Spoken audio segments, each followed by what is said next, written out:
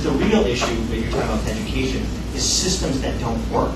So I'm not talking about closing down the Chicago public schools, and I'm not talking, although I would close some of them, and I'm not talking about, I'm not even talking about reducing funding. I'm talking about changing the way the money flows so you change the educational output, right? So that means things like school choice, investing in families, not bureaucracies.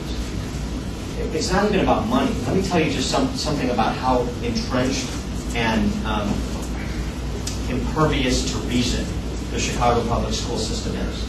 And the teachers' unions who are responsible. I went to CPS my whole life, and it's done great for me. I'm going to law school in the fall. I have lots of friends going to grad school who also went to CPS. I'm glad you beat the odds, but the numbers are the numbers. I mean, you think I'm making up the numbers? They're from Catalyst Chicago. Check them out. I mean, why is it that 40% of CPS teachers send their kids to private schools? What do they know? Why is it that there are more administrators in CPS than there are math teachers? And let me tell you something else. It's not about money. Foreign languages. Where do kids best learn foreign languages? Home. Well, home, but in school, in high school or primary grades?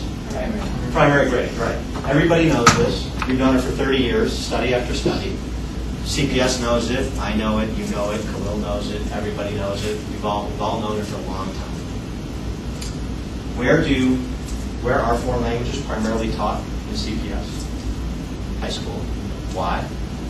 Because that's the way we do it. Why? Because that's the way we've always done it. Because you know what? I got a French teacher teaching 15-year-olds, and it's kind of a hassle for her to have to reassign her to teach primary grade. This is CPS. You talk about kids that are not protected when they got out of school. Here's an idea. How about rethinking the way we do education? How about realizing that we don't live in Harry Truman's world anymore, and mom is not at home at 2:30 when the kids get home from school. So what about reordering the school day to make it consistent with business hours for single parents who are working full-time, or for even double-income families who are both working full-time? And 2:30 is not a convenient time. And oh, by the way, the idea of going from 9 to 5 or something approximating that would make the school more of a community institution, number one. Number two, it would ostensibly give teachers more instruction time with those kids. Good thing, right? What's the teachers' union response? Yeah. We'll think about it if you pay us more money. Well, I am not against teachers, and I know enough teachers in CPS and elsewhere that are just as angry and frustrated with the system from the inside as I am looking at it from the outside, because they didn't get into education to be a hall monitor or a babysitter. They got into it to kind of light the fire of learning in young people's minds. But teachers make $80,000. That's the average salary in CPS. Plus you can't get fired. Plus you have a guaranteed pension. If you amortize that, it's really a $130,000 a year job. And you wonder why we have an $80 billion unfunded pension liability. Teachers play a big part of that. It's not a bad gig. I hate to, kind of break everybody's perception. Maybe at one time, 40 years ago, teachers were underpaid and you couldn't, make ends meet being a teacher. That is not the case, at least in CPS. It is in private schools. It is in Catholic schools, like where I went to, where they make 30 grand. But it isn't in CPS. These are just the numbers.